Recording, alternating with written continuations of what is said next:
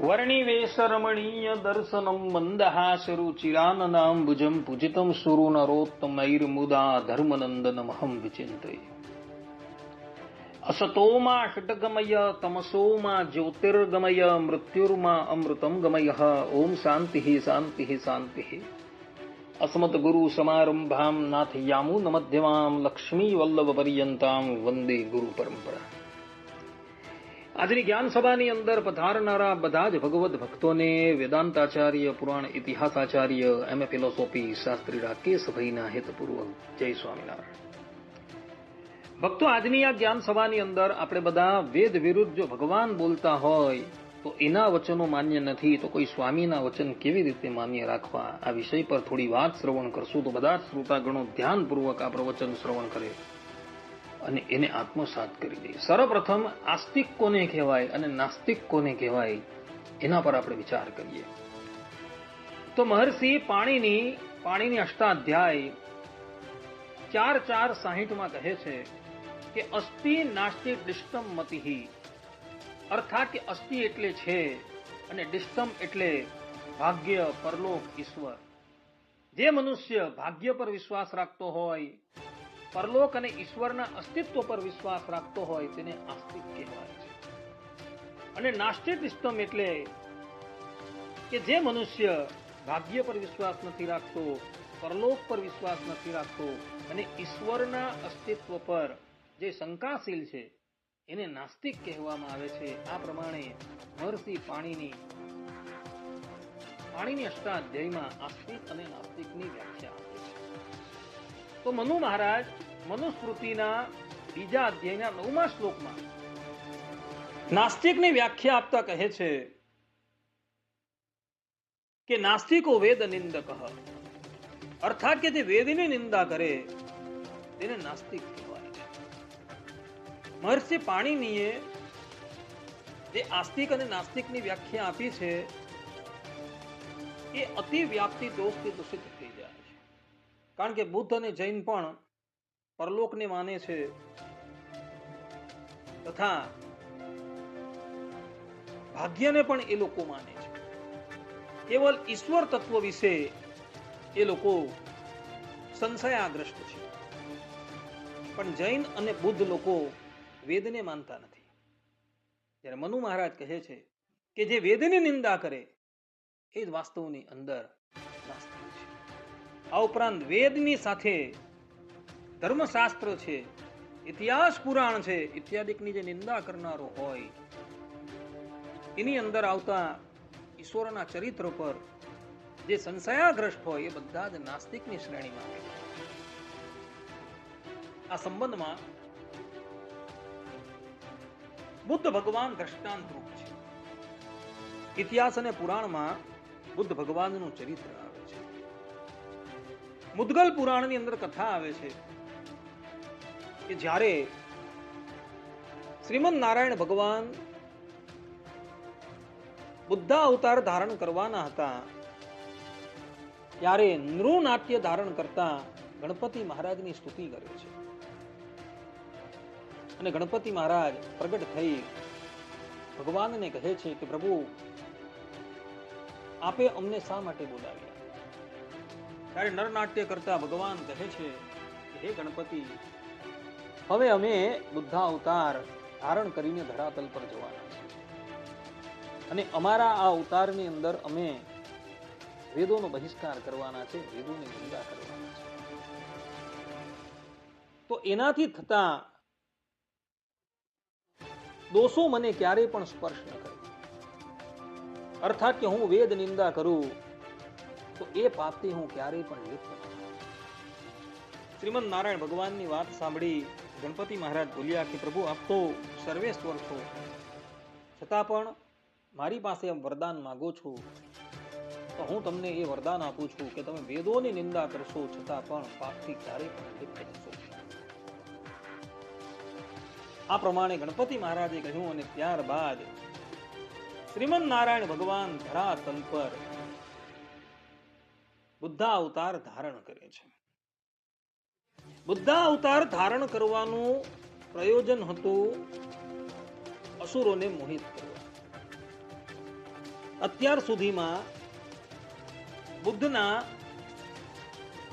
3 અવતાર થઈ ચૂકેલા છે એવું વિદ્વાનોનું કહેવું છે.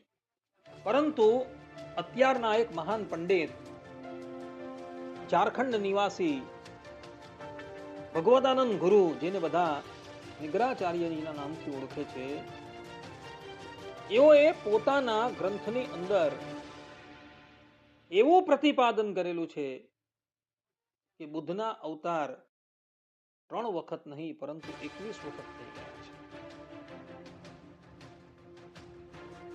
ભગવદાનંદ ગુરુનું અમૃત વચનાવલી નામનું પુસ્તક છે, એની અંદર એઓએ શાસ્ત્રના પ્રમાણથી આ વાત સિદ્ધ કરી છે. તો આ બુદ્ધ અવતાર સંબંધી કથા પુરાણોમાં જોવા મળે છે. વાત એવી હતી, ભગવાન શ્રી કૃષ્ણ સ્વધામ પધાર્યા તે સમયને સહસ્ર વર્ષો જે છે એ વ્યતીત થઈ ગયા છે. અને તે પછી આ બુદ્ધાવતાર જે છે એ થયો હતો. આ બુદ્ધાવતાર સંબંધી કથા એવી છે કે દૈત્યોએ ત્રિલોકીની અંદર પોતાનું સામ્રાજ્ય જે છે એ સ્થાપી દીધું અને દેવતાઓને પરાસ્ત કરી દીધા. દૈત્યોને હંમેશા દેવતાઓનો ભય રહેતો હતો અને તેથી જ તેઓ હંમેશા પોતાની સત્તા સુદૃઢ થાય તેવા ઉપાયો કર્યા કરતા હતા. એક વખતની વાત છે, દૈત્યોએ ઇન્દ્રને મિત્ર ભાવથી પૂછ્યું કે હે દેવેન્દ્ર, અમારી સત્તા કાયમને માટે ટકી રહે અને અમારી સત્તા મજબૂત બને એનો ઉપાય કહો. દેવરાજ ઇન્દ્રએ દૈત્યોને કહ્યું કે તમારે તમારું રાજ્ય સુસ્થિર રાખવું હોય તો તમે બધા વૈદિક ધર્મનું આચરણ કરો, યજ્ઞ કરો, યાગ કરો, ઇત્યાદિ કર્મ કરો તો તમારું રાજ્ય જે છે એ કાયમને માટે સ્થિર થઈ જાય. દેવરાજ ઇન્દ્રની વાત સાંભળી દૈત્યો જે છે એ વૈદિક માર્ગનું અનુસરણ કરવા લાગ્યા અને એને લઈને અસુરોનો ઉત્કર્ષ જે છે એ અત્યંત વૃદ્ધિ પામી ગયો.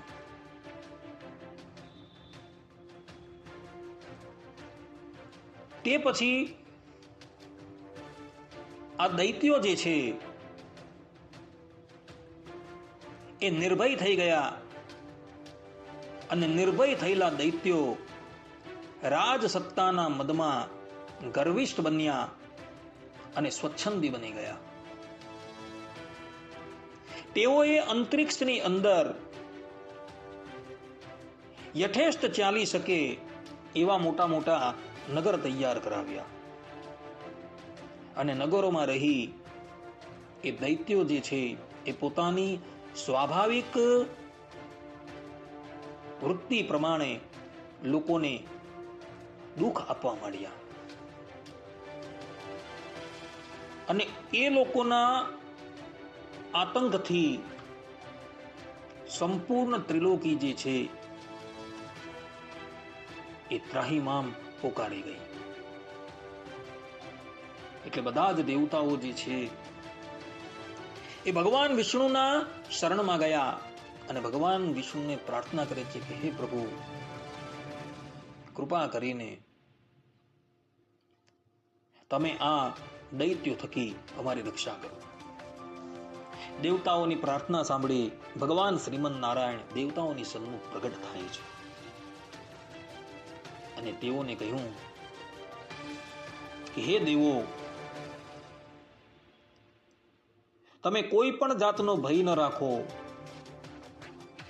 હું દૈત્યોને મોહિત કરવાને અર્થે બુદ્ધ અવતાર ધારણ કરીશ અને મારા આચરણ દ્વારા હું બધા જ દૈત્યોને એના ધર્મથી વિમુખ કરી દેવા. આ પ્રમાણે કહી શ્રીમન નારાયણ અંતર્ધાન થઈ જાય છે. અને તે પછી શ્રીમન નારાયણ ભગવાન જે છે એ પોતાનું વચન સિદ્ધ કરવાને અર્થે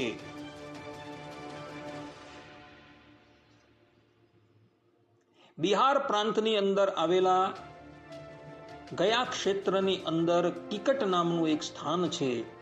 એ સ્થાનની અંદર એક પવિત્ર અજન નામના બ્રાહ્મણ રહેતા હતા. એ અજન બ્રાહ્મણના ઘરે શ્રીમન નારાયણ પ્રગટ થાય છે. અને પછી થોડા સમયની અંદર શ્રીમન નારાયણ ભગવાન જે છે એ પોતાનું અવતાર કાર્ય જે છે એ અવતાર કાર્યનો પ્રારંભ કરે છે. એક સમયની વાત છે, બુદ્ધ રૂપે પ્રગટ થયેલા શ્રીમન નારાયણ ભગવાન જે છે એ હાથની અંદર માર્ગની ધારણ કરી માર્ગને બુહારતા અર્થાત કે સાફ કરતા કરતા અસુરોની પાસે પહોંચી ગયા. અસુરોએ જોયું કે કોઈક બ્રાહ્મણ જે છે એ અમારી પાસે આવે છે. એવો એ બ્રાહ્મણ દેવતાની સમીપ જાય છે, એમને વંદન કરે છે અને કહે છે કે હે વિપ્ર, તમે કોણ છો? ત્યારે બુદ્ધ ભગવાન કહે છે કે અમારું નામ બુદ્ધ છે. અમે અત્યંત અહિંસાવાદી છીએ. યજ્ઞ કરવા એ બહુ મોટું પાપ છે, કારણ કે એ યજ્ઞની અંદર અનંત જીવોની હિંસા થાય છે. યજ્ઞની પ્રજ્વલિત અગ્નિની અંદર કેટલાય જીવો જે છે એ બળીને ભસ્મ થઈ જાય છે. એટલે માટે હું જીવ હિંસાથી બચવાને અર્થે પગ મૂકતા પહેલા અગાડની ભૂમિ જે છે એ બુહારીથી સાફ કરું છું અને પછી આગળ દગ જે છે એ મૂકું છું. ભગવાનની વાણી જે છે એ વાણીની અંદર અલૌકિક જાદુ હતો. ભગવાનની વાણી સાંભળી બધા જ દૈત્યો જે છે એ ભગવાનની માયાની અંદર મોહિત થઈ ગયા. ભગવાન બુદ્ધે કહ્યું કે વેદ જે છે એ અસત્ય છે, માટે તમે બધા જ એ વેદો પર વિશ્વાસ ન કરો અને હંમેશા અહિંસા ધર્મને અપનાવો. આ પ્રમાણેની વાત સાંભળી દૈત્યો જે છે એ લોકોએ વૈદિક ધર્મને તિલાંજલિ આપી દીધી અને એ બધા જ બુદ્ધ ભગવાનના નિર્દેશ અનુસાર પોતાનું જીવન જે છે એ વ્યતીત કરવા લાગ્યા. અને થોડા જ સમયની અંદર ધર્મનું આચરણ નહીં કરવાને લઈને એ બધા જ દૈત્યો જે છે એ દુર્બળ થઈ ગયા. દેવતાઓએ દૈત્યોની ઉપર આક્રમણ કર્યું અને દૈત્યોને એના સ્થાનેથી ભ્રષ્ટ કરી દીધા. અને તે પછી ત્રિલોકીની અંદર દેવતાઓએ પોતાના સામ્રાજ્યનો વિસ્તાર કર્યો. આ પ્રમાણેની કથા ભક્તો પુરાણોની અંદર જોવા મળે છે. ભક્તો, બુદ્ધ ભગવાન જે છે એઓએ વેદને અસત્ય ઠરાવેલા છે અને જે વ્યક્તિ વેદની નિંદા કરતો હોય અને નિંદા કરનાર સ્વયં શ્રીમન નારાયણ જ કેમ ન હોય, આપણે એવી વ્યક્તિને ક્યારેય પણ માનતા નથી. મનુસ્મૃતિમાં કહ્યા પ્રમાણે વેદ નિંદકો નાસ્તિક, કે વેદની નિંદા કરે છે એ નાસ્તિક છે. બુદ્ધ લોકો ઈશ્વરનો વિરોધ નથી કરતા. એ લોકો બુદ્ધ ભગવાનને ઈશ્વર માને છે, પરંતુ એ લોકો વેદને નથી માનતા. કારણ કે બુદ્ધ ભગવાને એમને મોહિત કરવા માટે એવો ઉપદેશ આપેલો છે, અને વેદને નથી માનતા એટલે એ લોકો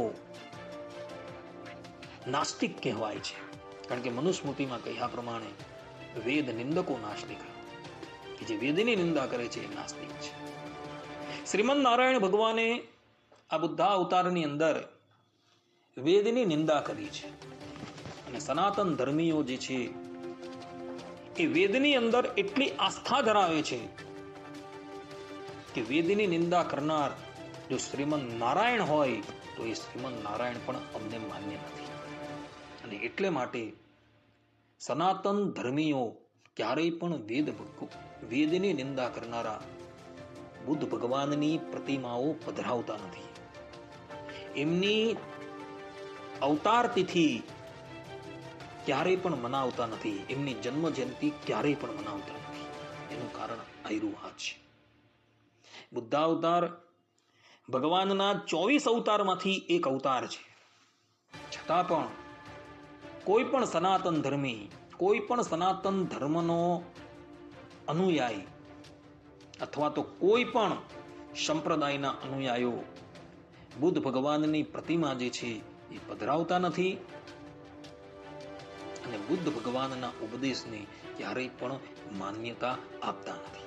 એનું કારણ આ છે કે પરમાત્મા જે શ્રી કૃષ્ણ ભગવાન એની સંગાથે વ્રજની ગોપીઓએ કામ બુદ્ધિએ કરીને પ્રીતિ કરી તો પણ સર્વે ભગવાનની માયાને તરી ગયો ને પોતે ગુણાતીત થઈને નિર્ગુણ એવું જે ભગવાનનું અક્ષરધામ એને પામ્યું. અહીં શબ્દો ગુણાતીત શબ્દ લખેલો, અર્થાત એ ગુણથી ત્રિગુણથી પર થઈને એ ભગવાનના અક્ષરધામની અંદર. અહીં સ્વામી તો એવું કહે છે કે બીજાએ કલ્યાણ તો કર્યા પણ કારણ શરીરના ભાવને તાળીને કલ્યાણ કર્યા નહીં. જ્યારે અહીં ભગવાન સ્વામિનારાયણ પોતાના સ્વમુખે કહે છે કે ગોપીઓ ગુણાતીત થઈને ભગવાનના અક્ષરધામમાં. ગુણાતીત એ થઈ જાય કે જેનું કારણ શરીર સમાપ્ત થઈ જાય, જે ત્રિગુણથી પર થઈ ગયેલો હોય તે ગુણાતીત. ગોપીઓ ત્રિગુણથી પર થઈ ગઈ અને ભગવાનના અક્ષરધામની અંદર ગઈ. એટલે ભગવાન શ્રી કૃષ્ણએ ગોપીઓને ત્રિગુણથી પર કરીને અક્ષરધામમાં મોકલી. હવે આ વચનામૃત સાથે આ સ્વામીની વાતનો સંપૂર્ણપણે વિરોધ આવે છે. બીજો એક નમૂનો બતાવો. બીજા પ્રકરણની 72મી વાતમાં પછી સ્વામીજીએ કલ્યાણભાઈને આગળ વાત કરી જે આજ સત્સંગનો મહિમા તો મુખ થકી કહેવાય નહીં, ને જો કહીએ તો માન્યમાં આવે નહીં. ત્યારે કલ્યાણભાઈએ કહ્યું જે સત્સંગનો મહિમા તો બહુ છે. ત્યારે સ્વામી બોલ્યા જે પૂર્વે મોટા મોટા અવતાર થઈ ગયા છે તે કરતા તો આ સત્સંગના સમાધિની છોકરા સામું જોઈએ છીએ. આ તો મહારાજને પ્રતાપે કરીને કરોડો કરોડો ગણો અધિક દૈવત જણાય છે. હવે આની અંદર એ વાતનો સંશય થાય છે કે કયા સત્સંગીના છોકરાએ પોતાના દંતસ્તૂળ ઉપર સંપૂર્ણ પૃથ્વીને ઉઠાવી, કયા સત્સંગીના છોકરાએ નરસિંહ ભગવાને જે પ્રમાણે અજેય એવા હિરણ્ય કશ્યપને ફાડીને ફેંકી દીધેલો હતો તે પ્રમાણે ફાડીને ફેંકી દીધો. કયા સત્સંગીના છોકરાએ 3 ડગલાની અંદર સંપૂર્ણ પૃથ્વીને માપી દીધી. કયા સત્સંગીના છોકરાએ 7 દિવસ પર્યંત પોતાના એક હાથ પર ગોવર્ધન પર્વતને ઉચકી રાખેલો. આવા તો ભગવાનના અવતારોએ ઘણા ઐશ્વર્ય બતાવેલા છે. એમાંથી કયું ઐશ્વર્ય સત્સંગીના છોકરાએ બતાવેલું છે જરા એક તો વર્ણન કરો. કોઈ સત્સંગીના છોકરાએ ટચલી આંગળી પર ઈંટ પણ ઉચકીને બતાવી નથી. એના પરથી જ આ વાત સંપૂર્ણપણે કપોળા છે એમ સિદ્ધ થઈ જાય છે. વધુ એક નમૂનો બતાવો. 5 પ્રકરણની વાત, પ્રકરણ 3 વાત નંબર 2. સ્વામી કહે છે કે મહારાજને શ્રી કૃષ્ણ જેવા સમજે તો ગોલોકને પામે, રામચંદ્રજી જેવા સમજે તો વૈકુંઠને પામે, વાસુદેવ જેવા જાણે તો શ્વેતદ્વીપને પામે, ને નરનારાયણ જેવા જાણે તો બદરિકા આશ્રમને પામે. તે જેવા જાણે તેવો થાય ને તેટલું ઐશ્વર્ય ને તેટલા સામર્થ્યને પામે. આ વાતના કહેવાનો ભાવાર્થ એવો છે કે જે શ્રી કૃષ્ણ ભગવાનનું ભજન કરે તે ગોલોક ધામમાં જાય, રામચંદ્રજીનું ભગવાન તરીકે ભજન કરે તો એ વૈકુંઠમાં જાય, અને નરનારાયણ દેવનું જો ભજન કરે તો એ બદ્રિકા આશ્રમ. આ પ્રમાણે કહી અહીં સ્વામી એવું કહી રહ્યા છે કે જે અવતારને ભજે એ એના ધામની અંદર જાય. જ્યારે ભગવાન સ્વામિનારાયણ સત્સંગી જીવનના તૃતીય પ્રકરણના 41મા અધ્યાયના ત્રીજા પ્રકરણના 56 અને 57મા શ્લોકમાં ભગવાન સ્વામિનારાયણ કહે છે કે યદે તત્ પરમમ ધામ શ્રી કૃષ્ણસ્યોદિતમ જનાઃ અતર્ક્યમ તદગમ્યમ ચ સદાનંદ રસાત્મકમ તદીયાય અવતારઃ સ્યુસ્તેષામેવ યુપાશયા ભક્તૈઃ સ્વધર્મ નિરતૈઃ તત્પ્રસાદાત તદાપ્યતે. અર્થાત કે જે આ મેં પરબ્રહ્મ શ્રી કૃષ્ણ નારાયણનું અક્ષરધામ નામનું પરમધામ નિરૂપણ કર્યું તે સદાનંદ રસરૂપ છે, અને અતર્ક્ય એટલે કે આ આવું છે એમ કેવલ તર્ક બુદ્ધિથી કે વિજ્ઞાન બળથી તર્ક કરી શકાય નહીં એવું, અને અગમ્ય એટલે કોઈએ પણ પ્રાપ્ત કરી શકાય નહીં એવું છે. પરંતુ તે શ્રી કૃષ્ણ ભગવાન અને તેમના અવતારોની ધર્મ સહિત ઉપાસનાથી શ્રી કૃષ્ણને વિશે ભક્તિ રસના ઉત્કર્ષને જેવો પામ્યા છે એવો જ તેમના પ્રસાદથી એ અક્ષરધામને પામે છે. અહીં ભગવાન સ્વામિનારાયણે સ્પષ્ટ રૂપે કહ્યું છે કે જે શ્રી કૃષ્ણ ભગવાન અને શ્રી કૃષ્ણ ભગવાનના અવતારોની ધર્મ સહિત આરાધના કરે છે એવો દેહાંતે તેમના અક્ષરધામની અંદર જાય છે. એટલે સ્વામીએ અહીં જે કપોળા મારેલા છે કે શ્રી કૃષ્ણ ભગવાનનું ભજન કરનારો ગોલોકમાં થાય છે, રામચંદ્રજીનું ભજન કરનારો વૈકુંઠમાં જાય છે, અને નરનારાયણ દેવનું ભજન કરનારો બદ્રિકા આશ્રમમાં જાય છે. એને ભગવાન સ્વામિનારાયણ પોતાના સ્વમુખે હૃદયો આપે છે અને કહે છે કે શ્રી કૃષ્ણ ભગવાન કે શ્રી કૃષ્ણ ભગવાનના અવતારની આરાધના કરનારા બધા જ અક્ષરધામની. આ વાત પણ સંપ્રદાયના મૂળભૂત પ્રબંધથી સંપૂર્ણપણે વિપરીત છે. બીજો એક નમૂનો પ્રકરણ 4 વાત નંબર 7માં સ્વામી ભગવાન સ્વામિનારાયણના વચનોનો ઉલ્લેખ કરતા કહે છે કે સ્વરૂપાનંદ સ્વામીએ શ્રીજી महाराज ने पूछ्યું जे हे गुरु साहेब आज सत्संगी का कैसा कल्याण होता है? अरे श्रीजी महाराज बोलिया ये जैसा कल्याण बड़े बड़े अवतार का होता है.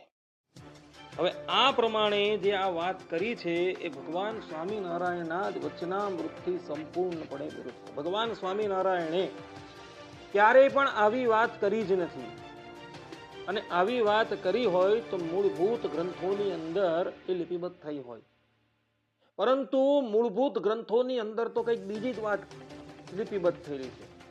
જેમ કે ગધડા મધ્યના 13મા વચનામૃતમાં ભગવાન સ્વામિનારાયણ પોતાના સ્વમુખે કહે છે કે અક્ષરાતીત જે પુરુષોત્તમ ભગવાન છે તે જ સર્વે અવતારનું કારણ છે, અને સર્વે અવતાર પુરુષોત્તમમાંથી પ્રગટ થાય છે અને પાછા પુરુષોત્તમને વિશે લીન થઈ જાય છે. હવે બધા જ અવતારો પુરુષોત્તમમાંથી પ્રગટ થતા હોય ને બધા પુરુષોત્તમની અંદર લીન થઈ જતા હોય તો અવતારોએ પોતાનું કલ્યાણ કરવાને અર્થે આમ તેમ ભટકવું શા માટે પડે? અહીં તો એવું લખેલું છે કે જૈસા કલ્યાણ બડે બડે અવતાર કા હોતા હૈ. અવતારે પોતાનું શું કલ્યાણ કરવાનું? સત્સંગી જીવનના કૃત્ય પ્રકરણના 29મા અધ્યાયમાં સ્પષ્ટ રૂપે ભગવાન સ્વામિનારાયણ કહે છે કે ધામસ્થ મૂળ રૂપ અને ધરાતલ પર જે અવતાર રૂપ છે એ બંને એક જ છે.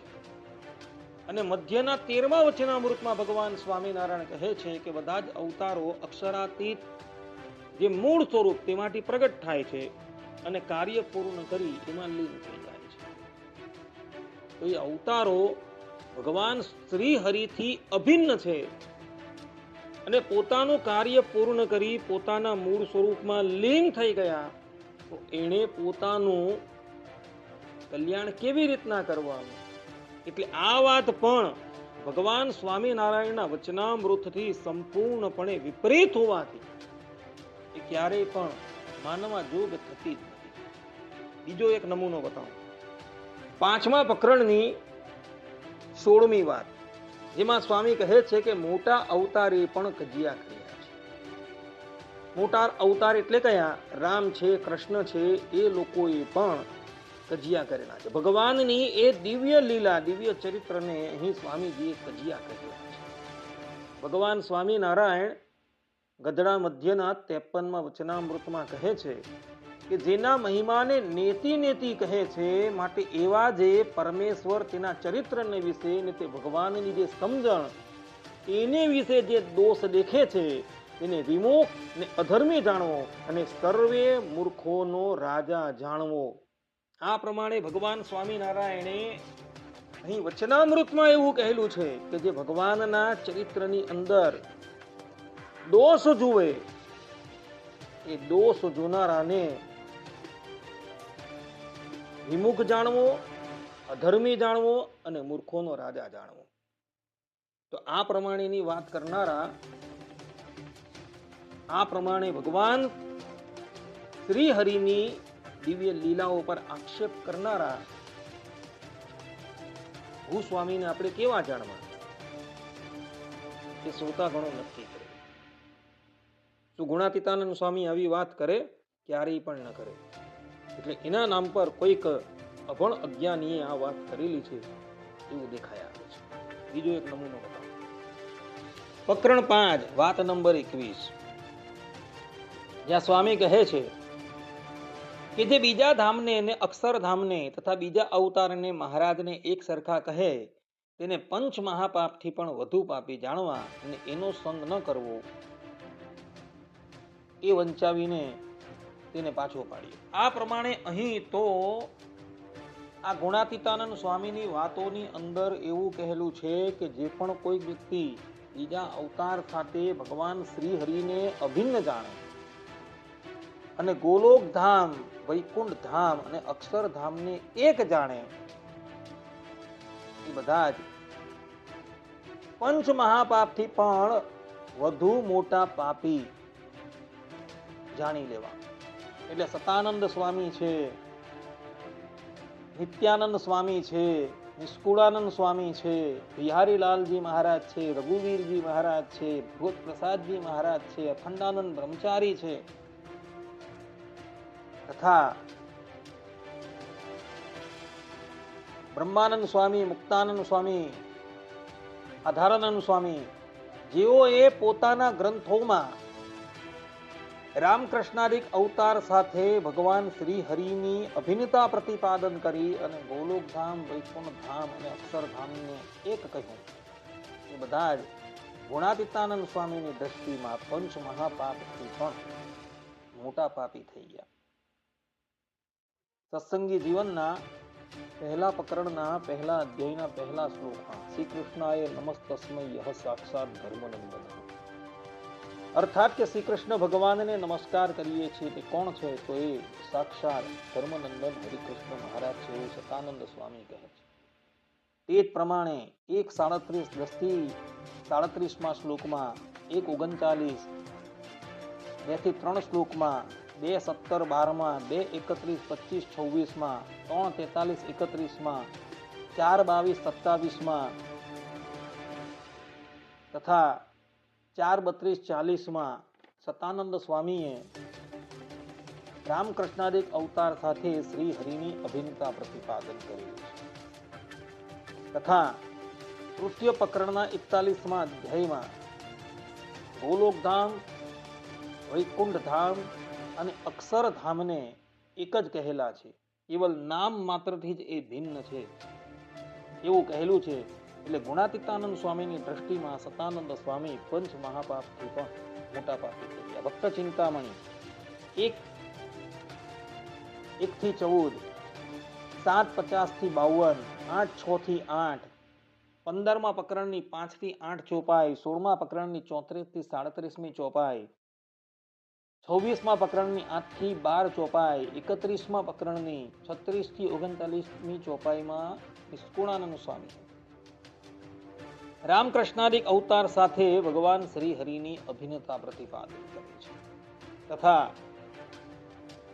પ્રકરણ 159માં નિષ્કુળાનંદ સ્વામી કહે છે કે નરનારાયણ આદિક જે ભગવાનના અનંત અવતાર છે તેની ઉપાસના કરવાથી બધા જ ભક્તો ગોલોક મધ્ય આવેલા અક્ષરધામની અંદર જાય છે. આ પ્રમાણે કહી નિષ્કુળાનંદ સ્વામીએ અહીં ગોલોકધામ, વૈકુંઠધામ અને અક્ષરધામની અભિન્નતા પ્રતિપાદન કર્યું છે.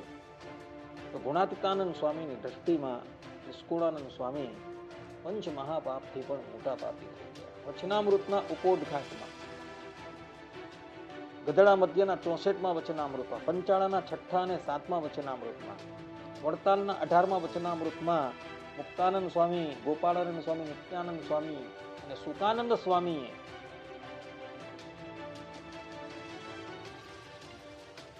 દેવકી નંદન શ્રી કૃષ્ણ ભગવાન સાથે ભગવાન શ્રી હરિની અભિન્નતા પ્રતિપાદન કરેલી છે. એટલે ગુણાતીતાનંદ સ્વામીની દ્રષ્ટિમાં આ ચારેય નંદ સંતો પંચ મહાપાપથી પણ મોટા પાપી થઈ ગયા એવું સિદ્ધ થઈ જાય છે. હરિલ્લા કલ્પતરુમાં 1:26-12, 1:25-8, 2:21, 6-7, 2:7-34, 2:34-35, 2:45-54, 4:39-27 રઘુવીરજી મહારાજ રામકૃષ્ણાદિક અવતાર સાથે ભગવાન શ્રી હરિની અભિન્નતા પ્રતિપાદન કરી. ગુણાતીતાનંદ સ્વામીની દ્રષ્ટિમાં રઘુવીરજી મહારાજ પંચ મહાપાપથી પણ મોટા પાપી થઈ ગયા. હરિલીલા પ્રદીપ 3:1-43, 3:38-39, 3:14-46 ભગવત પ્રસાદજી મહારાજ રામકૃષ્ણાદિક અવતાર સાથે ભગવાન શ્રી હરિની અભિન્નતા પ્રતિપાદન કરી. ગુણાતીતાનંદ સ્વામીની દ્રષ્ટિએ એ પંચ મહાપાપથી પણ મોટા પાપી થઈ ગયા.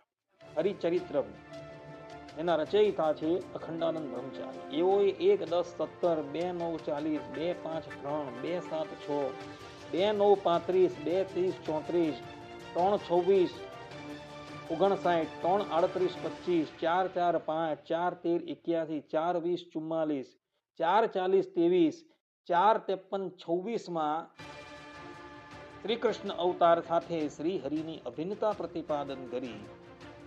ગુણાતીતાનંદ સ્વામીની દ્રષ્ટિમાં એ પંચ મહાપાપથી પણ મોટા પાપી થઈ ગયા. હરિચરિત્રામૃત સાગર જેના રચયિતા છે આધારાનંદ સ્વામી. તેઓએ 1:1-25, 1:3-15-17, 1:7-45-46, 1:7-53, 1:11-14, 1:11-38, 1:33, 1:36,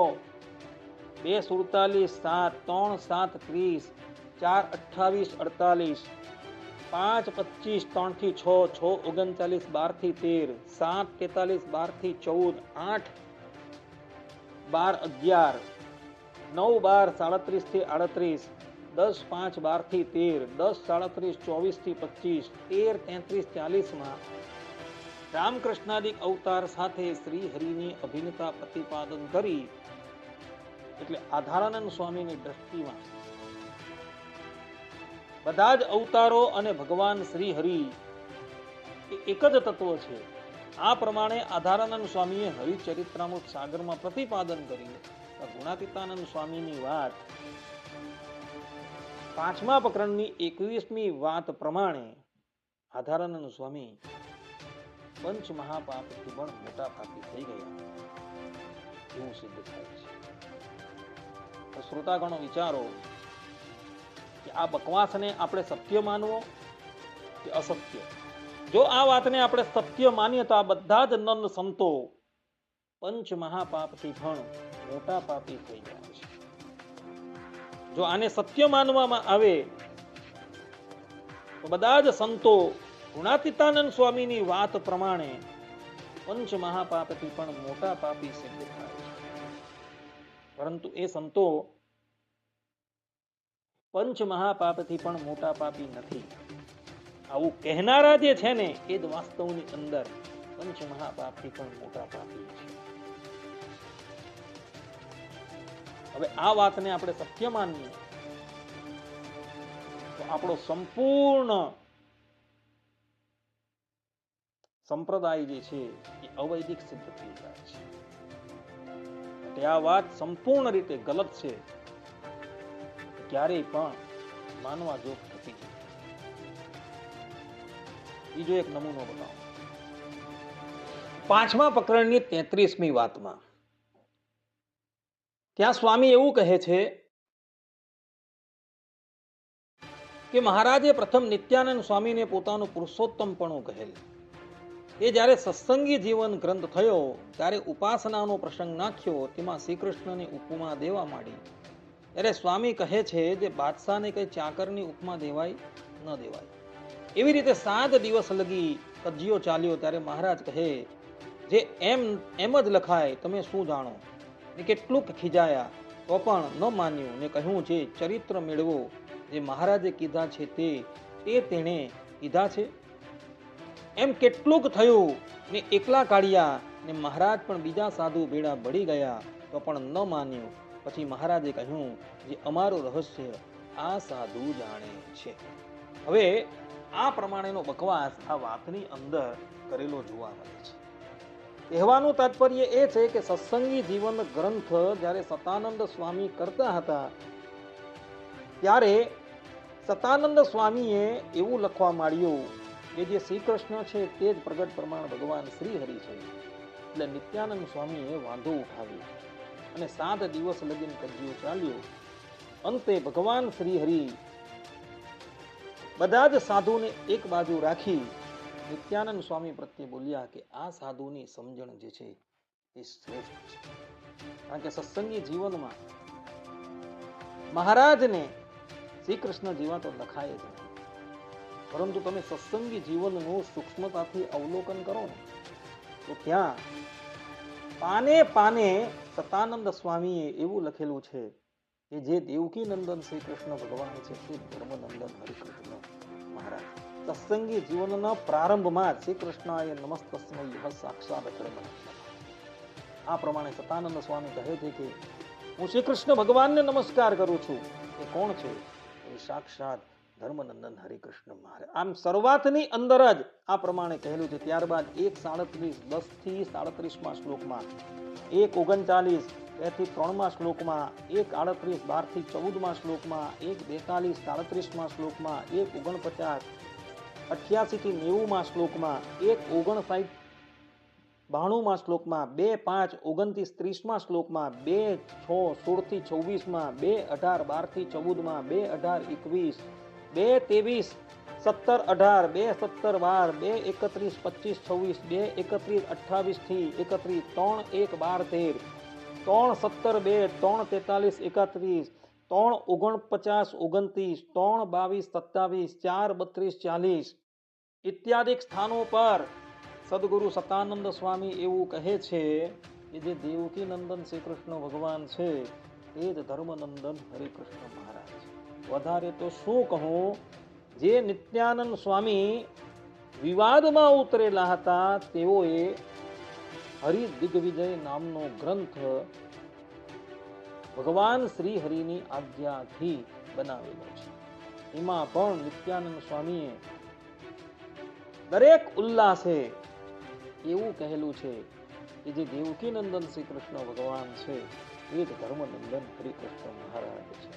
જેમ કે ઉલ્લાસ 4 33 થી 40 શ્લોકમાં, ઉલ્લાસ 6 4 થી 5 શ્લોકમાં, ઉલ્લાસ 4 34 શ્લોકમાં, ઉલ્લાસ 6 60 થી 63 શ્લોકમાં, ઉલ્લાસ 11 12 થી 13 13 63 થી 64 14 16 થી 19 શ્લોકમાં, 14 67 થી 74 શ્લોકમાં, 15 45 શ્લોકમાં, 16 ઉલ્લાસના 7 થી 9 શ્લોકમાં, 37 ઉલ્લાસના 141 થી 142 શ્લોકમાં, 38 ઉલ્લાસના 15 થી 26 શ્લોકમાં, 20 ઉલ્લાસના 23 થી 32 શ્લોકમાં, 15 ઉલ્લાસના 45 શ્લોકમાં નિત્યાનંદ સ્વામી એવું કહે છે કે સાક્ષાત દેવકી નંદન શ્રી કૃષ્ણ ભગવાન છે તે જ ધર્મનંદન હરિકૃષ્ણ મહારાજ. જો વાસ્તવની અંદર વિવાદ થયો હતે તો સદગુરુ સતાનંદ સ્વામીએ સત્સંગી જીવન ગ્રંથમાં ભગવાન સ્વામિનારાયણને દેવકી નંદન શ્રી કૃષ્ણ કરતા શ્રેષ્ઠ બતાવેલા હતા, પરંતુ ત્યાં તો પાને પાન એવું લખેલું છે કે જે દેવકી નંદન શ્રી કૃષ્ણ છે તે ધર્મનંદન હરિકૃષ્ણ મહારાજ. જો વાસ્તવની અંદર વિવાદ થયો હતે તો નિત્યાનંદ સ્વામીએ પણ પોતાના ગ્રંથ હરિ દિગ્વિજયમાં ભગવાન શ્રી હરિને શ્રી કૃષ્ણ કરતા શ્રેષ્ઠ બતાવવાનો પ્રયાસ કર્યો હતો, પરંતુ ત્યાં તો બતાવેલા નથી. દરેક ઉલ્લાસે નિત્યાનંદ સ્વામી એવું કહે છે કે દેવકી નંદન શ્રી કૃષ્ણ ભગવાન છે તે ધર્મનંદન હરિકૃષ્ણ મહારાજ. એટલે આ જે સ્વામીની વાતોમાં આ જે પ્રસંગ આપવામાં આવેલો જ ને એ સંપૂર્ણપણે ગલત છે. એ આના પરથી જ સિદ્ધ થઈ જાય છે. વધુ એક ગડબડ ગોટાળો તમને બતાવું. પ્રકરણ 5 વાત નંબર 41 સ્વામી કહે છે કે સમય હતો ત્યારે સત્સંગી સર્વે આવેલા. તેણે કહ્યું, જે અહો મહારાજ, જેવી ગોપી ગોવાળને પ્રાપ્તિ થઈ હતી તેવી અમને થઈ છે. ત્યારે મહારાજ કહે, ના ના, ગોપી ગોવાળને જે મળ્યા હતા તેના ભક્તને તો આ ભગવાનના હજી દર્શન પણ નથી. આમ જોવા જઈએ ને તો આ વાત ભગવાન સ્વામિનારાયણે કરેલી જ નથી, પરંતુ એમના નામની ઉપર આ વાત સ્વામી કહી રહ્યા છે. પરંતુ આ વાત જે છે એ ભગવાન સ્વામિનારાયણે જ કહેલા વચનામૃતથી સંપૂર્ણપણે વિપરીત છે. ગદડા પ્રથમના 42મા વચનામૃતમાં ભગવાન સ્વામિનારાયણ કહે છે કે પરમાત્મા જે શ્રી કૃષ્ણ ભગવાન તેની સંગાઠે વ્રજની ગોપીઓએ કામ બુદ્ધિએ કરીને પ્રીતિ કરી, તો પણ સર્વે ભગવાનની માયાને તરી ગયો ને પોતે ગુણાતીત થઈને નિર્ગુણ એવું જે ભગવાનનું અક્ષરધામ એને પામ્યું.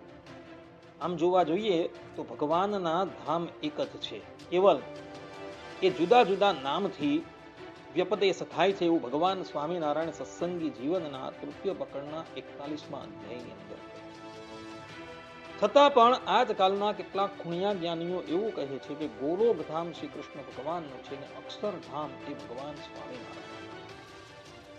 તો વ્રજની ગોપીઓ શ્રી કૃષ્ણ ભગવાન સંગાથે કામ બુદ્ધિએ કરીને પ્રીતિ કરતી હતી, તો એ સર્વે ભગવાનની માયાને તરીને ગોલોકધામમાં જવી જોઈતી હતી, પરંતુ એ અક્ષરધામમાં રહેલા ભગવાન શ્રી હરિની પાસે. અને એના પરથી જ એ વાત સિદ્ધ થઈ જાય છે કે અહીં જે પણ કંઈક બકવાસ થયો છે આ બકવાસ સંપૂર્ણપણે ગલત છે.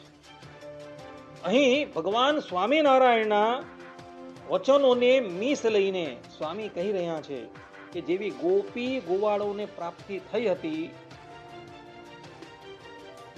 તેવી અમને થઈ છે.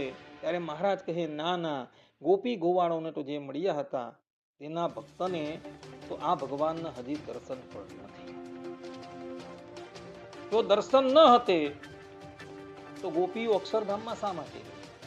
કારણ કે અક્ષરધામ તો આજકાલના ખૂણિયા લોકો ભગવાન સ્વામિનારાયણનું માને છે અને ગોલોકધામ ભગવાન શ્રી કૃષ્ણનું માને છે. તો ગોપીઓ શ્રી કૃષ્ણ ભગવાન સાથે કામ ભાવે જોડાઈને ગોલોકધામમાં જવી જોઈતી હતી, તો એ અક્ષરધામમાં રહેલા ભગવાન શ્રી હરિની પાસે શા માટે?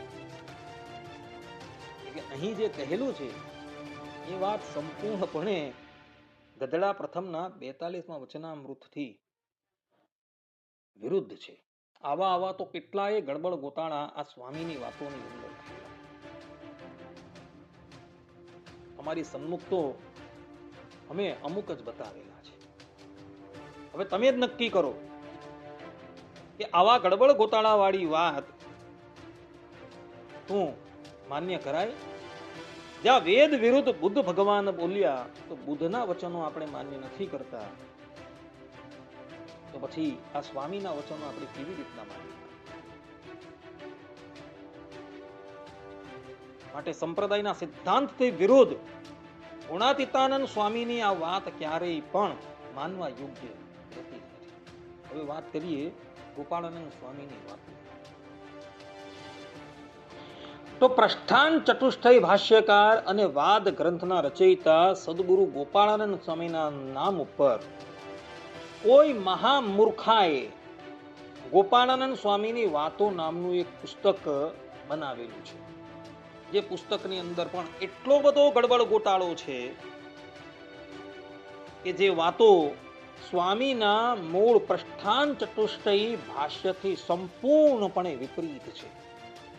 કેટલાક નમૂનાઓ તમારી સન્મુખ હું ઉપસ્થિત કરું છું, પછી તમે જ નિર્ણય કરજો કે શું આ વાતોનું પુસ્તક માનવા જોગ છે કે નથી. તો ગોપાળાનંદ સ્વામીની વાતોમાં 12મા પ્રકરણની 87મી વાતમાં એવું લખેલું છે કે વ્યાસ સૂત્રમાં એમ વાત છે જે બીજા અવતાર થાય છે તે જ્યાંથી આવે છે ત્યાં પાછા જાય છે, પણ અક્ષરધામને કોઈ પામતા નથી. અને જ્યારે પુરુષોત્તમ પોતે અક્ષરધામમાંથી આવે છે ત્યારે તે બેડા બીજા અવતાર તથા મૂળ પુરુષ તથા પ્રધાન પુરુષ તથા વિરાટ પુરુષ તથા બ્રહ્મા વિષ્ણુ શિવ ઇન્દ્ર વરુણ કુબેર સૂર્ય ચંદ્રમા યમરાજ ઇત્યાદિ અવતાર તથા ઐશ્વર્યાર્થી તે સર્વે પુરુષોત્તમ પધારે ત્યારે પૃથ્વી ઉપર દેહ ધારે છે. અને એ સર્વે પુરુષોત્તમના ભક્ત થાય છે ત્યારે એ જેને ઉપદેશ કરે ને જે સત્સંગી થાય તથા ત્યાગી થાય ત્યારે જો એને મહારાજની સાથે હેત થાય તથા ધર્મ જ્ઞાન વૈરાગ્ય અને મહાત્મ્ય સહિત જો ભક્તિ કરે તો સર્વે અક્ષરધામને પામે છે. હવે આ પ્રમાણે આ વાતની અંદર એવું લખેલું છે કે વ્યાસ સૂત્રમાં એમ વાત છે જે બીજા અવતાર થાય છે કે જ્યાંથી આવે છે ત્યાં પાછા જાય છે. પહેલા તો વ્યાસ સૂત્રની રચના કોણે કરી એ જાણવા જોગ છે. તો વ્યાસ સૂત્રના રચયિતા છે ભગવાન વેદવ્યાસજી, જેઓએ 545 સૂત્રમાં આ વ્યાસ સૂત્રની રચના કરેલી છે, જેનો પ્રારંભ અથાતો બ્રહ્મ જિજ્ઞાસાથી થાય છે અને એનો અંત અનાવૃત્તિ શબ્દાત આ સૂત્ર પર થાય છે. 545 સૂત્રમાંથી એક પણ સૂત્રની અંદર એવી વાત લખેલી નથી કે જે બીજા અવતાર થાય છે તે જ્યાંથી આવે છે ત્યાં પાછા જાય છે. વ્યાસ સૂત્ર તો ઉપનિષદની અંદર જે વિરોધાભાસ જેવું દેખાય છે એના નિર્ણયને અર્થે છે. ત્યાં વળી અવતારીની વાતનો કોઈ પ્રસંગ જ નથી. વ્યાસ સૂત્રની વાત જવા દઈએ. વ્યાસ સૂત્ર પર શંકરાચાર્યજીએ, રામાનુજાચાર્યજીએ, નિમ્બાર્કાચાર્ય, મધ્વાચાર્ય, શ્રી વલ્લભાચાર્યજીએ ભાષ્યની રચના કરેલી છે. અને આપણા સંપ્રદાયના મહાન વિદ્વાન મુક્તાનંદ સ્વામીએ પણ આ વ્યાસ સૂત્ર પર શારીરિક મીમાંસા નામનું ભાષ્ય રચેલું છે. એ ભાષ્યની અંદર પણ આ વાતનો કોઈ ઉલ્લેખ જોવા નથી મળતો કે જે બીજા અવતાર થાય છે તે જ્યાંથી આવે છે ત્યાં પાછા જાય છે, પણ અક્ષરધામને કોઈ પામતા.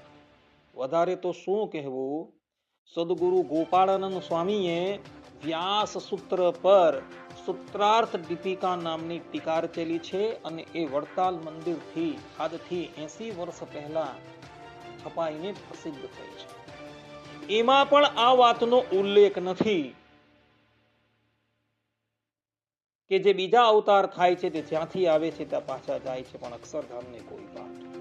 અને એના પરથી જ એ વાત સિદ્ધ થઈ જાય છે કે આ વાત લખનારો કોઈ મહામૂર્ખ છે, જેને શાસ્ત્રોનું પણ જ્ઞાન નથી. આજકાલના હાલતી ચાલતી લાઇબ્રેરી કહેવડાવનારા લોકો એ આ ગોપાળાનંદ સ્વામીની વાતોને પ્રમાણ માને છે. એ ભ્રાંત લોકોએ આ 12મા પ્રકરણની 87મી વાત જે છે એ વાંચવા યોગ્ય છે. અને પછી એને નિર્ણય કરવાનો છે કે આ વાત સત્ય છે કે અસત્ય છે. કારણ કે એ હાલતી ચાલતી લાઇબ્રેરી વાળા પણ ભણેલા છે, એ લોકોએ આ જોવાનું છે. એટલે આ વાત સંપૂર્ણ રીતે બનાવટ છે. બીજો એક નમૂનો બતાવો. વાત નંબર 93માં સ્વામી કહે છે કે જ્યારે સર્વ અવતારનો ભાવ મહારાજે પોતાને વિશે દેખાડ્યો, તે માટે સર્વ અવતારના અવતારી તે આ પ્રગટ ભક્તિ ધર્મના પુત્ર એવા શ્રી હરિકૃષ્ણ મહારાજ છે, અને બીજા અવતાર તો એમના આજ્ઞાકારી છે, એમ મહારાજના સ્વરૂપને સમજવું. આ પ્રમાણે અહીં સ્વામી એવું કહે છે કે રામ છે, કૃષ્ણ છે, મત્સ્ય છે, કુર્મ છે, નરનારાયણ છે, એ બધા અવતારો ભગવાન શ્રીહરિના તો ખરા, પરંતુ એ બધા જ અવતારો ભગવાન શ્રીહરિના આજ્ઞાકારી છે, એટલે કે સેવક જેવા છે. જ્યારે એ જ સદગુરુ ગોપાળાનંદ સ્વામીએ વચનામૃતનું સંપાદન કરેલું છે, એમાં મધ્યના 64માં વચનામૃતના અંતિમ શબ્દો જે છે એ વાંચવા જેવા છે. ત્યાં સ્વામી કહે છે કે એવી રીતે પરોક્ષપણે પોતાના પુરુષોત્તમપણાની વાર્તા શ્રીજી મહારાજે કરી, તેને સાંભળીને સર્વે હરિભક્ત એમ જાણતા હોવા જે એ જ શ્રી કૃષ્ણ પુરુષોત્તમ, એ જ આ ભક્તિ ધર્મના પુત્ર શ્રીજી મહારાજ છે. તે જ પ્રમાણે વડતાલના 18મા વચનામૃતમાં પણ સ્વામી લખે છે કે એ પરોક્ષ જે શ્રી કૃષ્ણ ભગવાન કહ્યા તે જ આ ભક્તિ ધર્મના પુત્ર શ્રીજી મહારાજ છે, પણ એ થકી પર કોઈ નથી, અને એ જ આપણા ઈષ્ટદેવ છે, ને ગુરુ પણ એ જ છે. હવે સ્વામીએ મધ્યના 64મા વચનામૃતમાં તથા વડતાલના 18મા વચનામૃતમાં એવું કહેલું છે કે જે દેવકી નંદન શ્રી કૃષ્ણ ભગવાન છે તે જ ધર્મનંદન હરિકૃષ્ણ મહારાજ છે. જ્યારે અહીં આ વાતોની અંદર તો સ્વામી એવું કહે છે કે બધા અવતાર એટલે કે શ્રી કૃષ્ણ અવતાર પણ ભગવાનના આજ્ઞાકારી છે, એટલે કે સેવક જેવા છે. જ્યારે અહીં વચનામૃતની અંદર સ્વામીએ કઈ બીજી જ વાત કહેલી છે. તો બતાવો, આ વાતોને આપણે સત્ય માનીએ કે આ વચનામૃતને સત્ય માનીએ? સ્વાભાવિક રીતે વચનામૃત છે, વચનામૃતને જ સત્ય મનાય, કારણ કે સ્વામીએ એનું સંપાદન કરેલું છે. ભગવાન સ્વામિનારાયણે જે પણ કંઈક કહેલું હતું એ બધી જ વાત ગોપાળાનંદ સ્વામીએ આ વચનામૃતની અંદર લખેલી જોવા મળે છે. એટલે સ્વામીની આ વાત પણ છે એ મૂળભૂત વચનામૃતના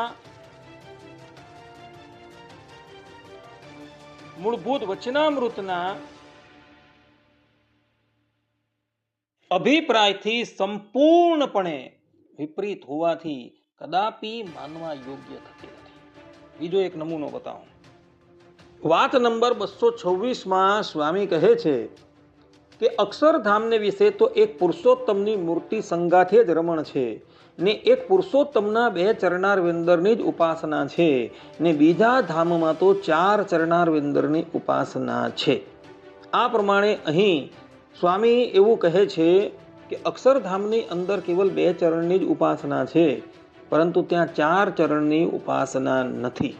પરંતુ આ વાત જે છે એ એમણે સંપાદન કરેલા વચનામૃતથી જ સંપૂર્ણપણે વિપરીત છે. જેમ કે ગઢડા પ્રથમના 40મા વચનામૃતમાં ભગવાન સ્વામિનારાયણ કહે છે કે ઉપાસના તો તેને કહીએ જે ભગવાનના સ્વરૂપને વિશે સદા સાકારપણાની દ્રઢ નિષ્ઠા હોય, ને પોતે જે ભજનનો કરનારો તે બ્રહ્મરૂપ થાય તો પણ તે નિષ્ઠા જાય જ નહીં, અને ગમે તેવા નિરાકાર પ્રતિપાદનના ગ્રંથને સાંભળે તો પણ ભગવાનના સ્વરૂપને સદા સાકાર જ સમજે, અને શાસ્ત્રને વિશે ગમે તેવી વાત આવે પણ પોતે ભગવાનના સાકાર સ્વરૂપનું જ પ્રતિપાદન કરે, પણ પોતાની ઉપાસનાનું ખંડન થવા દે જ નહીં. એવી રીતે જેની દ્રઢ સમજણ હોય તેને ઉપાસના વાળો કહીએ. આ પ્રમાણે ઉપાસનાનો અર્થ ભગવાન સ્વામિનારાયણે આ પ્રમાણે કરેલો છે કે ભગવાનના સ્વરૂપને વિશે સદા સાકારપણાની જે દ્રઢ નિષ્ઠા એને જ ઉપાસના કહેવાય. ત્યાં ઉપાસનાની અંદર 4 ચરણાર વિંદરની ઉપાસના કે 2 ચરણાર વિંદરની ઉપાસનાની વાત જ નથી થતી, પરંતુ ભગવાન સ્વામિનારાયણ જ અહીં પોતાના સ્વમુખે એવું કહી રહ્યા છે કે સદા સાકારપણાની જે દ્રઢ નિષ્ઠા તેને જ ઉપાસના કહેવાય. એટલે સ્વામીએ અહીં જે વાત કરેલી છે એ એમના જ સંપાદિત વચનામૃતથી સંપૂર્ણપણે વિપરીત છે. વળી ઉપાસનાની અંદર 4 ચરણાર વિંદરની ઉપાસના કે 2 ચરણાર વિંદરની ઉપાસનાની વાત જ નથી થતી. અહીં તો સીધી અને સાદી પરિભાષા આપેલી છે કે ભગવાનના સ્વરૂપને વિશે સદા સાકારપણાની દ્રઢ નિષ્ઠા તેને ઉપાસના કહેવામાં આવે છે. એટલે સ્વામીની આ વાત જે છે એ પણ એમના સંપાદિત વચનામૃતથી સંપૂર્ણપણે વિપરીત હોવાથી ક્યારેય પણ માનવા જોગ થતી જ નથી. બીજો એક નમૂનો બતાવું. વાત નંબર 308 સ્વામી કહે છે કે હિરણ્યકશ્યપુએ ઊંધે માથે તપ કર્યું, એ શરીરમાં વાંસળા સોંસરા નિસર્યા, તેમ સાચા સુરવીર થઈને પુરુષ પ્રયત્ન કરવો. હવે અહીં આ જે વાત જે છે એ શ્રીમદ ભાગવતના 7મ સ્કંદમાં જે હિરણ્યકશ્યપનું ચરિત્ર આવે છે તેનાથી સંપૂર્ણપણે વિપરીત છે. સ્વામી અહીં એવું કહે છે કે હિરણ્યકશ્યપુએ ઊંધે માથે તપ કર્યું અને એના શરીરમાં વાંસળા સોંસરા નિસરી ગયા. પરંતુ આ વાત શ્રીમદ ભાગવતના 7મ સ્કંદના 3ય અધ્યાયના શ્લોક 3 થી 5 થી સંપૂર્ણપણે વિપરીત છે. ત્યાં હિરણ્યકશ્યપુએ કેવી રીતના તપસ્યા કરી તેનું વર્ણન કરતા દેવર્ષિ નારદ કહે છે કે હિરણ્યકશ્યપ મંદરાચલની તળેટીમાં જઈને અત્યંત દારૂણ તપ કરવા લાગ્યો. ત્યાં તે હાથ ઊંચા રાખીને આકાશ તરફ જોતો રહીને પગના અંગૂઠાના બળ ઉપર પૃથ્વી ઉપર ઊભો રહી ગયો. તેની જટાઓ પ્રલય કાળના સૂર્યના કિરણો જેવી ચમકતી રહી હતી. જ્યારે તે આ પ્રમાણે તપમાં સંલગ્ન થઈ ગયો ત્યારે દેવો પોતપોતાના સ્થાનો અને પદો પર ફરીથી પ્રતિષ્ઠિત થઈ ગયા. ઘણા દિવસ સુધી તપ કર્યા પછી તેની તપસ્યાનો અગ્નિ ધુમાડા સાથે તેના માથામાંથી નીકળવા લાગ્યો અને તે ચારે તરફ ફેલાઈ જઈને ઉપર નીચે તથા આજુબાજુના લોકોને બાળવા લાગ્યો. તેની જ્વાળાઓથી નદીઓ અને સમુદ્રો ઉકળવા લાગ્યા. દ્વીપો અને પર્વતો સહિત પૃથ્વી ડગમગવા લાગી. ગ્રહો અને તારા તૂટી તૂટીને નીચે પડવા લાગ્યા તથા જાણે કે 10 દિશાઓમાં આગ પ્રજ્વલિત થઈ હોય. આ પ્રમાણે અહીં સ્પષ્ટ રૂપે દેવર્ષિ નારદ કહે છે કે હિરણ્યકશ્યપુએ મંદરાચલની તળેટીમાં જઈને પોતાના 2 હાથ ઊંચા રાખી અંગૂઠાના તેરવા ઉપર એ ઊભો રહી તપસ્યા કરવા લાગ્યો. જ્યારે અહીં સ્વામીની વાતોની અંદર તો એવું લખેલું છે કે હિરણ્યકશ્યપુએ ઊંધા માથે તપસ્યા કરવા લાગી. એટલે ઇતિહાસની અને પુરાણની જે કથા છે એ કથાથી પણ સ્વામીની આ વાત સંપૂર્ણપણે વિપરીત હોવાથી માનવા જોગ થતી નથી. બીજો એક નમૂનો બતાવો.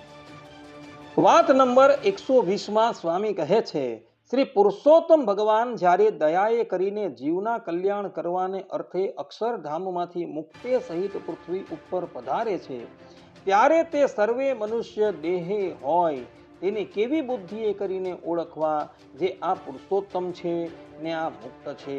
એ પ્રશ્નનો ઉત્તર સ્વામીએ કર્યો જે જેમ ગોપીચંદન અને ખડીમાં ભેદે છે તથા જેમ સિંગળીયો વચનાગ અને સોમલ ખારમાં ભેદે છે તથા જેમ ચંદન અને મલિયાગર ચંદનમાં ભેદ છે તથા જેમ કપૂર અને કસ્તુરીમાં ભેદ છે તે મલિયાગર ચંદન લગારેક શરીરે ચર્ચે ત્યારે તત્કાલ ધાડક થાય એવી બીજે ચંદને ન થાય ને કસ્તુરી જો લગારેક સૂંઘે તો તત્કાલ શરીરમાં ગરમી થાય તેવી કપૂરે ન થાય.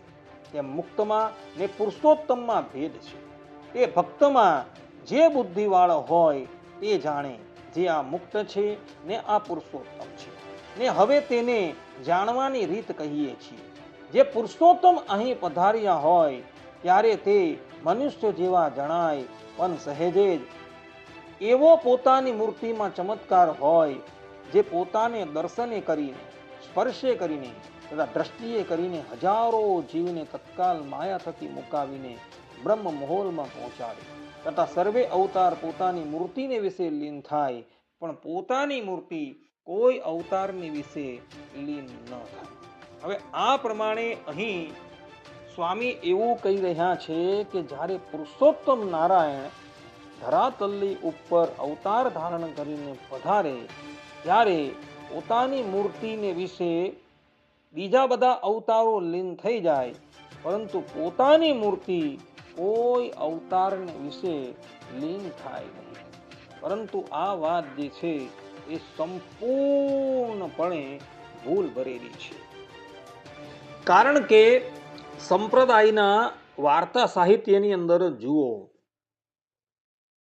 મુક્તાનંદ સ્વામીનો પ્રસંગ છે કે જ્યારે ભગવાન શ્રી હરિ સ્વધામ પધાર્યા અને મુક્તાનંદ સ્વામીને ઘણો વિયોગ થયો ત્યારે ગોપીનાથજી મહારાજના સ્વરૂપમાંથી ભગવાન શ્રી હરિ પ્રગટ થાય છે અને મુક્તાનંદ સ્વામીને દર્શન આપે છે અને ધીરજ આપી પુનઃ એ જ ગોપીનાથજી મહારાજના સ્વરૂપમાં લીન થઈ જાય છે.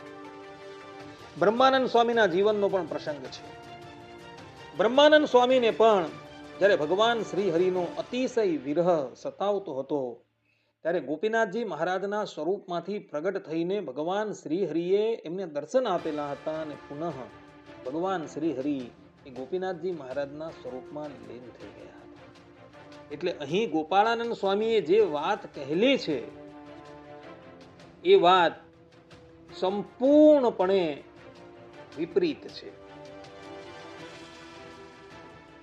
વચનામૃતમાં ઉપોટ ઘાટમાં સદગુરુ ગોપાળાનંદ સ્વામી ગોલોક મધ્ય આવેલા અક્ષરધામના મૂળ સ્વરૂપની વાત કરે છે.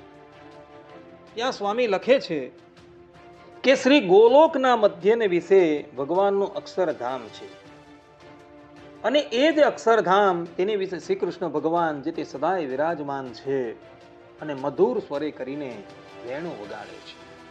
આ પ્રમાણે સદગુરુ ગોપાળાનંદ સ્વામીએ એવું સ્પષ્ટ રૂપે કહેલું છે કે ગોલોકના મધ્યને વિશે જે ભગવાનનું અક્ષરધામ છે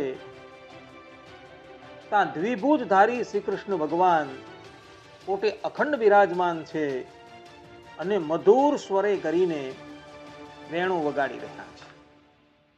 અને ભગવાન સ્વામિનારાયણ ગઢડા મધ્યના 13મા વચનામૃતમાં કહે છે કે અક્ષરાતીત જે પુરુષોત્તમ ભગવાન છે તે જ સર્વે અવતારનું કારણ છે અને સર્વે અવતાર પુરુષોત્તમમાંથી પ્રગટ થાય છે અને પાછા પુરુષોત્તમને વિશે લીન થઈ જાય છે. ધરાતલ પર પરબ્રહ્મ પરમાત્મા અવતાર ધારણ કરીને આવે એ અવતાર જ કહેવાય અને ધામસ્થ મૂળ રૂપ જેમાંથી બધા અવતારો થાય છે એને જ અવતારી કહેવાય. અવતાર અને અવતારી વચ્ચે કોઈ પણ જાતનો ભેદ નથી એવું ભગવાન સ્વામિનારાયણ સત્સંગી જીવન તૃતીય પ્રકરણ 29મા અધ્યાયમાં કહી રહ્યા છે. અને એટલે માટે ધામસ્થ મૂળરૂપ અને ધરાતલ પર વિરાજમાન જે ભગવાનના અવતાર એમાં કોઈ ભેદ ન હોવાથી ભક્તોએ ધરાતલ પર આવેલા અવતારની સર્વ અવતારના અવતારી તરીકે સ્તુતિ કરેલી છે. અને એ અવતાર પણ પોતાનું કાર્ય પૂર્ણ કરી અક્ષરધામસ્થ મૂળરૂપ જે મૂળરૂપ ગોલોક મધ્યે આવેલા અક્ષરધામમાં બિરાજમાન છે ને ત્યાં બિરાજમાન થતા મધુર સ્વરે કરીને વેણુ વગાડે છે એની અંદર લીન થઈ જાય. ભગવાન સ્વામિનારાયણ પણ એક અવતાર જ છે અને એવો પણ પોતાનું મૂળ કાર્ય પૂર્ણ કરી એ પોતાના મૂળ સ્વરૂપ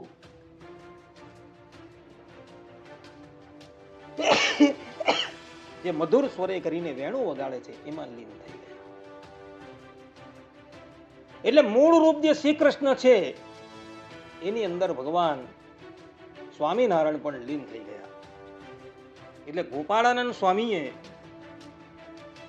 અહીંયા સ્વામીની વાતોમાં જે વાત કરેલી છે એ વાત એમણે જ સંપાદન કરેલા વચનામૃતથી સંપૂર્ણ વિપરીત હોવાથી માનવા જોગ હતી. આ વાત સંપૂર્ણ રીતે સ્વામીના જ વચનથી વિરુદ્ધ હોવાથી એ ક્યારેય પણ માન્ય થતી નથી. બીજો એક નમૂનો બતાવો. જે વાત સ્વામીએ પ્રસ્થાન ચતુષ્ટયના ભાષ્ય રચેલા છે તેનાથી સાવ વિપરીત છે. વાત નંબર 404 સ્વામીએ વાત કરી જે 4 પ્રકારનું ચૈતન્ય કહેવાય અને 4 પ્રકારનું જળ કહેવાય છે તેની વિગત એમ છે જે પૂર્ણ પુરુષોત્તમ ભગવાન ચૈતન્ય છે, પંચ વિષય તે જળ છે, અક્ષરધામ તે ચૈતન્ય છે, આ લોક તે જળ છે, ભગવાનના અક્ષરધામમાં રહ્યા જે સેવક તે ચૈતન્ય છે ને આ દેહના જે સંબંધી તે જળ છે, જીવ કોટી તથા ઈશ્વર કોટી તે ચૈતન્ય છે ને તેમના જે દેહ તે જળ છે અને તે વિના બીજું જળ કે ચૈતન્ય ન કહેવાય. એમ 4 પ્રકારનું ચૈતન્ય તથા જળ કહેવાય. હવે અહીં જે બીજું અક્ષરધામ તે ચૈતન્ય છે ને આ લોક તે જળ છે, આ વાત સંપૂર્ણપણે વિશિષ્ટાદ્વૈત વેદાંતના સિદ્ધાંતથી વિરુદ્ધ છે. વિશિષ્ટાદ્વૈત વેદાંતમાં જે પદાર્થ ચક્ર છે એ પદાર્થ ચક્રમાં જળ અને અજળ આ 2 વસ્તુ આવે છે. એમાં જળ તરીકે પ્રકૃતિ અને કાળને લીધેલા છે અને અજળ તરીકે પ્રત્યક અને પરાક આ 2 લીધેલા છે. પ્રત્યક એટલે કે જે પોતાને અહમ તરીકે વ્યપદેશ કરે તેને પ્રત્યક કહેવાય અને પરાક એટલે જે પોતાને અહમ તરીકે વ્યપદેશ નથી કરી શકતું તેને પરાક કહેવાય છે. અને પરાકની અંદર ધર્મભૂત જ્ઞાન તથા નિત્ય વિભૂતિ જેનું એક નામ અક્ષરધામ છે, બીજું નામ ગોલોક છે, ત્રીજું નામ વૈકુંઠ ઇત્યાદિક નામથી જે કહેવાય છે. હવે આ નિત્ય વિભૂતિ જેને અક્ષરધામ કહેવામાં આવે છે એ પોતાને અહમ તરીકે ક્યારેય પણ વ્યપદેશ કરી શકતું નથી. છતાં પણ અહીં સ્વામીએ એવું કહેલું છે કે અક્ષરધામ તે ચૈતન્ય છે. ચૈતન્ય એટલે કે ચેતનવંત. જ્યારે ચેતનવંત તો વિશિષ્ટાદ્વૈત સિદ્ધાંત પ્રમાણે 2 જ વસ્તુ છે, એક જીવ અને બીજા ઈશ્વર. ત્રીજું કોઈ ચૈતન્યમાં આવતું જ નથી. જ્યારે સ્વામીએ અહીં અક્ષરધામને ચૈતન્ય કહીને વિશિષ્ટાદ્વૈત સિદ્ધાંતનો જ ઘાત કરી નાખ્યો છે. અને એ એમના પ્રસ્થાન ચતુષ્ટયના ભાષ્યથી સંપૂર્ણપણે વિપરીત છે. ગોપાળાનંદ સ્વામી ક્યારેય પણ આવું કહી જ ન શકે, કારણ કે એમણે પ્રસ્થાન ચતુષ્ટયના ભાષ્યની અંદર સ્પષ્ટ રૂપે એવું પ્રતિપાદન કરેલું છે કે ચેતન તત્વ કેવલ 2 જ છે, જીવ અને ઈશ્વર. જ્યારે અહીં અક્ષરધામને ચૈતન્ય કહ્યું. એટલે સ્વામીએ આવી વાત ક્યારેય પણ કરી હોય જ નહીં. એમના નામ પર કોઈ અજ્ઞાનીએ પોતાની બુદ્ધિનું પ્રદર્શન કરતા આ વાત લખી છે એવું સ્પષ્ટ રૂપે દેખાય છે. માટે ભક્તો આ વાત ક્યારેય પણ માનવા યોગ્ય થતી નથી. આવું તો કેટલું ગાંધ પણ આ વાતોની અંદર જોવા મળે છે. જો હજુ પણ તમને એનું દિગ્દર્શન કરાવું તો પ્રવચન ઘણું વિસ્તૃત થઈ જાય. માટે જે પ્રમાણે આપણે વેદ વિરુદ્ધ બુદ્ધ ભગવાનના વચનો ક્યારેય પણ માન્ય નથી રાખતા, તે જ પ્રમાણે આ ગોપાળાનંદ સ્વામીની વાતોમાં જે પણ કંઈક વચન આવે છે જે સંપ્રદાયના મૂળભૂત સિદ્ધાંતથી અને વિશિષ્ટાદ્વૈત સિદ્ધાંતથી તથા સનાતન ધર્મના સિદ્ધાંતથી વિપરીત છે, ક્યારેય પણ માનવા યોગ્ય થતા જ નથી. માટે આ બંને વાતો જે છે સંપૂર્ણપણે બહિષ્કાર કરવા યોગ્ય છે. આની અંદર કોઈ પણ જાતનું ભગવત તત્વનું જ્ઞાન નથી. કેવલ ને કેવલ શાસ્ત્ર વિરુદ્ધ, સનાતન ધર્મના સિદ્ધાંતથી વિરુદ્ધ બધું જ જ્ઞાન સંગ્રહાયેલું છે. માટે આ વાતો ક્યારેય પણ માનવા યોગ્ય નથી. એ જ સિદ્ધાંત છે. તમે લોકો પણ ભગવાન સ્વામિનારાયણે જે 8 છઠ્ઠાસ્ત્રના અભ્યાસની વાત કરી છે, એ 8 છઠ્ઠાસ્ત્રનો અભ્યાસ તથા સંપ્રદાયના શ્રીજી માન્ય સત્સંગી જીવન, વચનામૃત, હરિદિગ્વિજય, ભક્ત ચિંતામણી ઇત્યાદિ ગ્રંથોનું અધ્યયન કરજો. પરંતુ આ કચ્ચરપટ્ટી વાતોને એક બાજુ મૂકી દેજો. ભગવાન સ્વામિનારાયણે પણ કૃષ્ણ અવતારણમ ખંડનમ યત્ર યુક્તિભિ કૃતમ શાતાની શાસ્ત્રાણી ન માન્યની કદાચના, આ શિક્ષાપત્રીના 29મા શ્લોકમાં જે પ્રમાણે કહ્યું છે તે પ્રમાણે જે શાસ્ત્રોમાં શ્રી કૃષ્ણ ભગવાન અને શ્રી કૃષ્ણ ભગવાનના વરાહાદિ અવતારોનું નિત્ય કરીને ખંડન કરવામાં આવેલું હોય એ શાસ્ત્ર ક્યારેય પણ ન માનવું. એ આજ્ઞાને દ્રઢપણે કરીને માનજો અને આ વાતોને દૂરથી ત્યાગી દેજો. એમાં જ તમારો હિત છે. આટલું કહીને હું મારા પ્રવચનને અહીં વિરામ આપું છું. સર્વે સંતો નિરામયઃ, સર્વે સુખીનો ભવંતુ, સર્વે ભદ્રાણિ પશ્યન્તુ, મા કશ્ચિદ દુઃખ ભાગ ભવેત. અસ્તુ. જય સ્વામિનારાયણ.